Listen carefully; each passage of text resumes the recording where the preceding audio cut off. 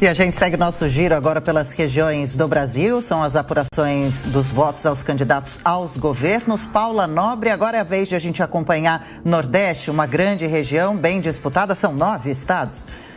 Exato, a maior região do Brasil, inclusive, com a maior quantidade de estados. E dos 9 estados, assim como você bem disse, Adriana, 4 deles conseguiram eleger candidatos ao governo logo no primeiro turno. A gente começa com o estado do Ceará, que elegeu Eumano de Freitas, do PT, Eumano que está mais, desde o ano de 89, inclusive filiado ao PT, com 54,2% dos votos. Capitão Wagner, 31,72% dos votos, ficou abaixo. E Roberto Cláudio, com 14,14% dos votos, ou seja, Eumano de Freitas, candidato no Ceará. Temos também Rio Grande do Norte, que elegeu a Fátima, única mulher no Brasil governadora eleita no primeiro turno. Então temos mais de 58% dos votos com a Fátima do PT. Fábio Dantas ficou abaixo com 22,22% e temos Capitão Stevson com 16,80% dos votos. E vamos ao Rio Grande do Norte. Já fomos Rio Grande do Norte, Maranhão, mais uma região com um candidato eleito no primeiro turno a governador, Carlos Brandão, com 51,29% dos votos, candidato do PSDB.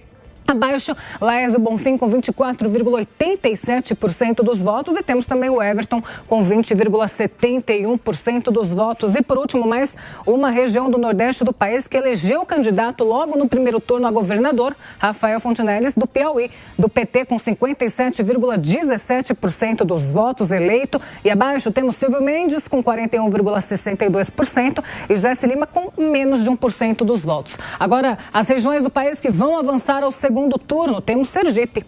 Vamos a Sergipe. Governador Rogério e Fábio disputam o segundo turno no próximo dia 30 de outubro. Rogério do PT com 44,70% dos votos. Fábio, 38,91%.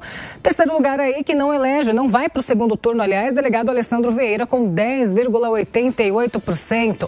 Temos a Paraíba, com João do PSB, aliás, com 39,65% dos votos. Pedro Cunha Lima também vai para o segundo turno com 23,90%. Abaixo, Nilvan Ferreira com 18,60% dos votos. E vamos a mais uma região, temos a Bahia. Bahia a gente já falou? Não falamos da Bahia.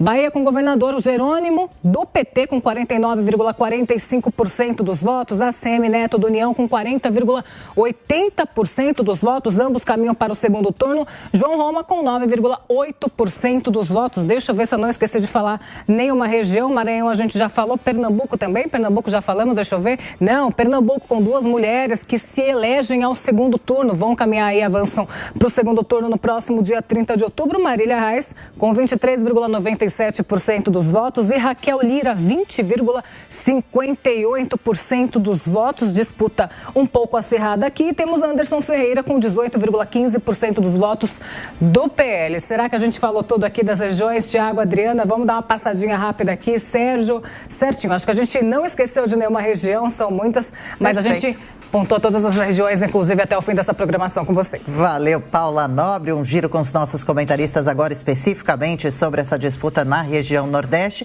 O Jornal da Manhã vai chegando à sua reta final. Peço que os comentaristas, por favor, tentem respeitar o tempo de no máximo 1 minuto e meio, começando por você, professor do IBMEC, Marcelo Suano. Bom, o Nordeste está caminhando dentro daquilo que se espera. Reiteradamente, é sempre o Nordeste, primeiro, o que mais atrasa os resultados, segundo, aquele que está mais vinculado à esquerda. Por qual razão? Porque o Nordeste sempre foi tratado pela esquerda ou pelas lideranças políticas apenas como uma espécie de massa de manobra. Posso estar sendo ofensivo, mas infelizmente é essa a nossa realidade. Eu espero que nesse momento que nós vamos ter dessas próximas 3 semanas, ocorra aquilo que nós gostaríamos que ocorresse, que fosse o confronto de projetos de governo, né? Nem visões de país apenas, projetos de governo. Mas eu não acredito que isso vá acontecer. Infelizmente, não para a nossa democracia, mas para o nosso Estado Democrático de Direito, que será, parece, ainda abalado por personalidades que acho que estão acima da lei. Alfredo Scaff, a região Nordeste, por favor. Olha, veja, o Nordeste ele tem essa peculiaridade, né? A esquerda já trabalha há muito mais tempo no Nordeste e acaba colhendo os frutos. Mas a grande novidade que eu gostaria de destacar aqui é que a pesquisa também. A maioria das pesquisas daqueles institutos que a gente já criticou aqui davam a ACM Neto como eleito no primeiro turno. E veja o desespero que ele está passando, né? O susto que ele tomou na Bahia, o candidato do governo, do PT, com 49%, raspando ganhar no primeiro turno, e ele com 40% e o candidato do presidente com 8%. Eu acho que são essas composições que o presidente Bolsonaro precisa ficar atento. A questão da Bahia, a questão das oposições aos governos de esquerda que estão no segundo turno na região Nordeste, porque aí você acaba diminuindo um pouco essa diferença que o Nordeste sempre deu para o ex-presidente Lula, eventualmente ex-presidente Dilma também. Eu acho que precisa focar que cada voto a partir de hoje é importante. Segura coração, porque esse segundo turno vai ser apertado. Segura o coração mesmo, hein, Amanda? A região Nordeste, o perfil do voto por lá continua igual? Tiveram novidades? Eu acho que dá para a gente fazer um raciocínio assim, Adriana. O presidente Bolsonaro é um grande cabo eleitoral no Sul e no Sudeste, conseguiu reeleger governador, quer dizer, os governadores também se reelegem por conta própria, mas eu digo, conseguiu levar candidatos desconhecidos como Tarcísio de Freitas ao segundo turno em primeiro lugar em São Paulo. Cláudio Castro ganhou lá, é um governador reeleito, mas também colou no bolsonarismo no Rio de Janeiro, ganhou em primeiro turno. E esse raciocínio é verdadeiro também para o Nordeste em relação ao ex-presidente Lula. E aí a gente tem dois casos muito eloquentes. Um deles é a Bahia, em que o Eumano de Freitas houve uma ruptura de uma aliança que já durava 16 anos entre PT e PDT. Então partiram para o confronto dois candidatos, um do PDT, de Ciro Gomes, Roberto Cláudio, que ficou em terceiro lugar com 14% dos votos, teve uma votação baixa, mas quem ganhou em primeiro turno foi o Eumano de Freitas, candidato do PT. Então daí a força do Lula no Ceará. E na Bahia, Jerônimo Rodrigues bateu na trave ali do primeiro turno, ficou 49,4% dos votos. A Semineto começou como franco favorito nessa eleição e realmente era, porque era o candidato mais conhecido. Jerônimo era um secretário de Educação, salvo engano, do ex-governador Rui Costa, mas conseguiu despontar e foi carregado pelo Lula na votação na Bahia. O PT também conseguiu eleger em primeiro turno Rafael Fonteles no Piauí, que é o reduto eleitoral aí do Ciro Nogueira. O Ciro Nogueira queria até ter se dedicado a essa disputa. O candidato que ficou em segundo lugar tinha até a ex-mulher do Ciro Nogueira como vice, mas também não conseguiu passar nem para o segundo turno, porque o Fonteles foi eleito no primeiro. Então está aí a grande fortaleza do PT e dos governadores, de petistas ou então de partidos aliados, se concentra no Nordeste, e isso fica muito claro. Roberto, mostra o mapa do voto no Nordeste do Brasil. Não há muitas mudanças ali nessa região. A única coisa que eu acho que vale a pena observar é a situação na Bahia, né? Se a gente somar os votos do ACM Neto com os do João Roma, que provavelmente tirou votos do ACM Neto, a gente vê que é suficiente para vencer o Jerônimo. Então esse talvez seja um caminho aí de aliança estratégica para o segundo turno. O resto do Nordeste não há grandes novidades a comentar. A gente podia falar um pouquinho sobre a disputa pelo Congresso também, professor Marcelo Suano, rapidamente. Deputados, senadores, o PL elegeu neste domingo a maior bancada na Câmara dos Deputados. Quais as vantagens desse posicionamento? São enormes. O presidente não apenas conseguiu desmentir os institutos de pesquisa, como ele conseguiu uma base significativa. Imaginemos que ele seja reeleito, o que está dentro do espectro de probabilidades boas. Ele vai ter uma base que vai conseguir fazer alterações ou modificações ou reformas, coloquem da forma que achar melhor, para o bem do país, porque certamente ele pode avançar numa agenda propositiva e uma agenda de estímulo ao empreendedorismo no país, porque ele tem essa base. Agora, se o presidente Lula for eleito, ele terá uma oposição significativa lá. Mas o grande problema para o presidente Lula, se ele for eleito, não é nem o Congresso. É essa frente que ele montou, que não é uma frente de pessoas que se gostam. É uma frente de pessoas que odeiam um adversário comum. E isso trará problemas e muita dificuldade para a negociação interna. Não esqueçamos, nós não temos um presidencialismo de coalizão. Nós temos um presidencialismo de coligação e cooptação. E aí é que nós vamos ver, afinal de contas, se tudo aquilo que foi construído de negativo no nosso sistema político vai triunfar.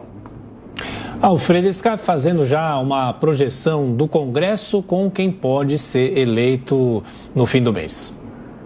Veja, eu concordo com o Marcelo. Eu vejo que o presidente Bolsonaro precisa explorar isso. Vamos fazer uma comparação com 2018. O PSL, que era o partido do presidente Bolsonaro, fez 51 deputados federais em 2018.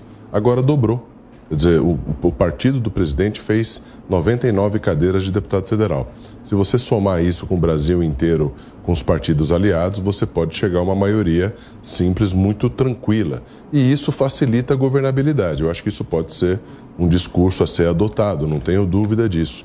Tanto quanto determinados partidos que tinham 30, 35 cadeiras acabaram diminuindo e outros partidos que também, na média de 10 partidos nessa última legislatura, eram 30, 35 cadeiras, acabaram subindo para 50, 55 cadeiras, o que reforça o apoio à governabilidade se o presidente Bolsonaro for reeleito. Eu acho que isso é uma bandeira a ser explorada, precisa ser muito bem explicada para a população o que é a governabilidade, a facilidade de aprovar projetos, um Congresso mais tranquilo. Eu acho que isso faz parte, obviamente, de uma discussão de segundo turno. Amanda, esse movimento, o PL conquistando o maior número de cadeiras na Câmara, seguido do PT, do União Brasil, do PP e do MDB. É um PL maiúsculo, né? 99 deputados. Eu fico pensando ali nos idos do DEM, né? Que era o antigo PFL, quando também tinha essas bancadas enormes, acho que chegou a 105 deputados. Então, quando eu vi essa bancada de 99 do PL, me fez lembrar que os governos Fernando Henrique, quando o PFL também era muito anabolizado. Certamente facilita a vida do presidente Bolsonaro, caso ele seja reeleito, mas assim, é centrão. Você tem ali algumas figuras muito ligadas ao bolsonarismo, mas a gente tem que pensar, se reunir PL, PP, republicanos, PSD, dá 235 cadeiras, é centrão, vai negociar com qual presidente for eleito, a fatura só vai ficar mais ou menos cara. Também foi uma vitória expressiva de vários ex-ministros e secretários bolsonaristas para o Senado. É a mesma coisa, tem que ver essa divisão também, dá para negociar, mas de fato fica um Senado que é mais favorável para o presidente Bolsonaro. Dito isso, acho que a gente tem que fazer a seguinte afirmação também, que a gente não fez aqui ainda. Ficou muito com esse sabor de vitória para o presidente Bolsonaro, porque ele de fato teve uma votação maior do que as pesquisas indicavam e do que talvez as pessoas esperavam, e menor do que o Datapovo imaginava, porque o Datapovo do Mota, que ele sempre cita, imaginava que o presidente Bolsonaro fosse ficar na frente.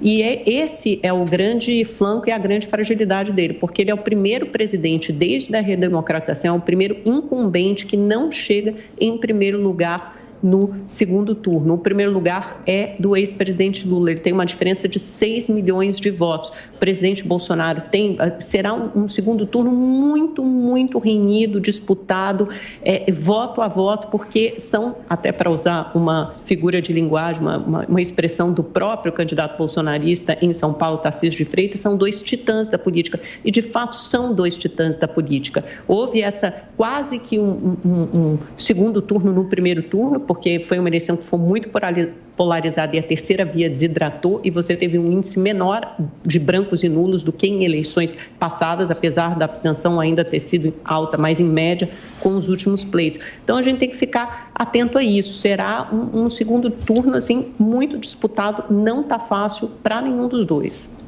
Roberto Mota, a gente está falando do Congresso, mas eu já aproveito que a Amanda falou para fazer a pergunta de $1 milhão, né? O eleitor de Ciro e o eleitor de Simone, para quem vai?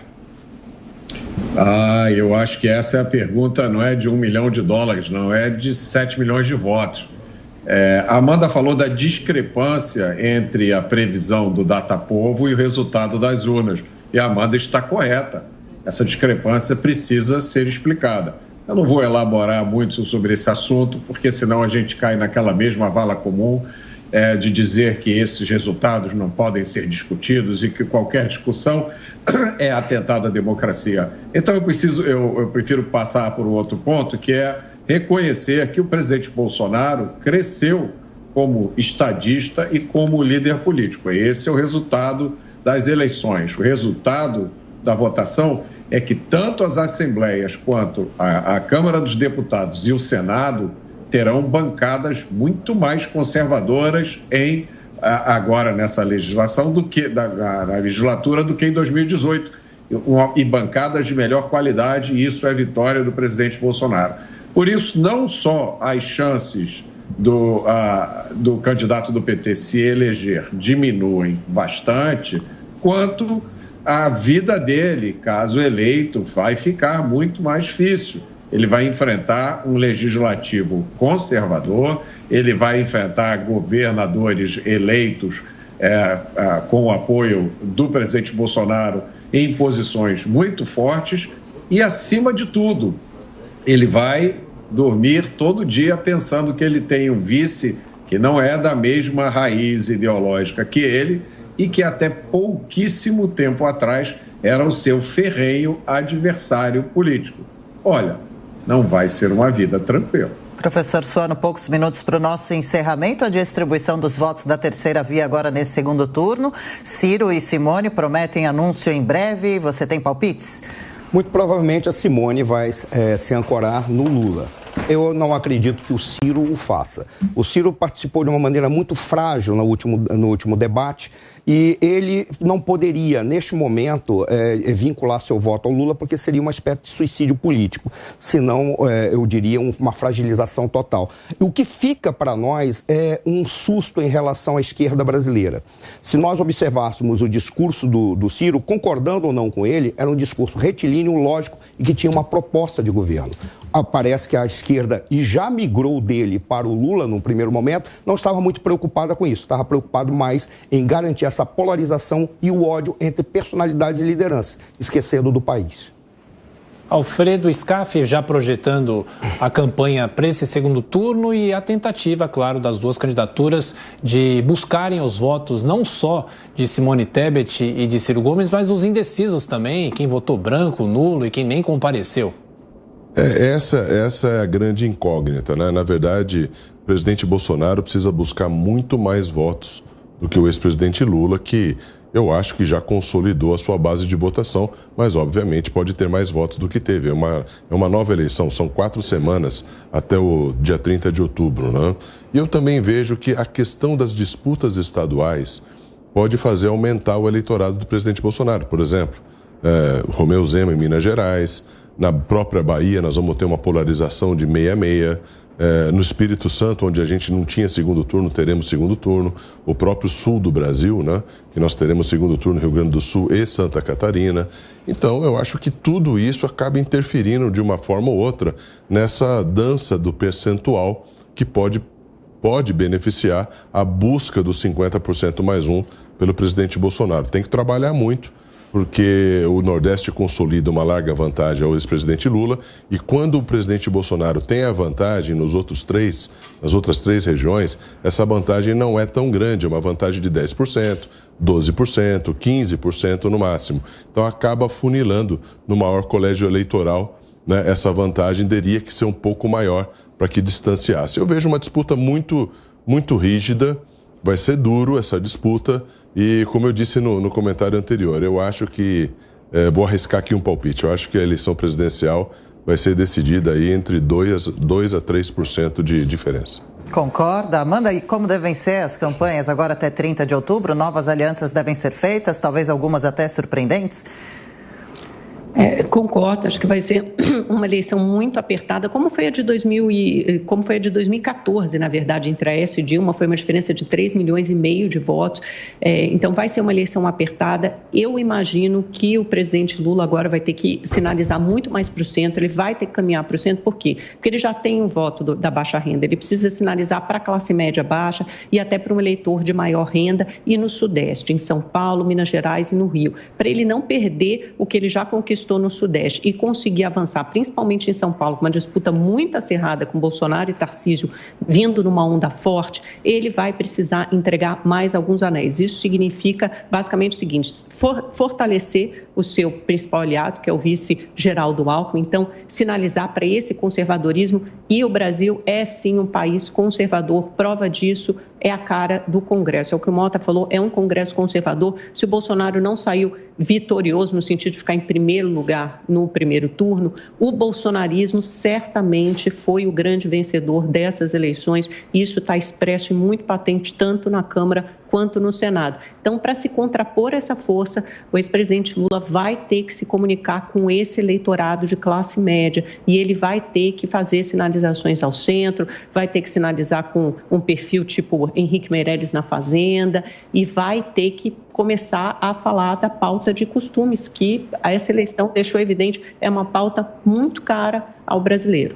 Mota, 30 segundos para a gente encerrar aqui o Jornal da Manhã, por favor. Na minha opinião, não há conservadores aliados com o PT. Nenhum conservador digno do seu nome vai se aliar ao partido com os projetos do PT. Vamos lembrar que o Alckmin foi filmado cantando o hino da Internacional Socialista. Ou o Alckmin nunca foi conservador, ou ele se converteu, e é um caso raro de conservador que se converteu ao radicalismo esquerdista. Por último, eu quero fazer uma observação aqui, que eu não acredito que houve virada em cima de resultados de pesquisas, né? Então, tem gente vendendo essa narrativa. As pesquisas estavam erradas e a gente espera que esse erro não seja cometido de novo.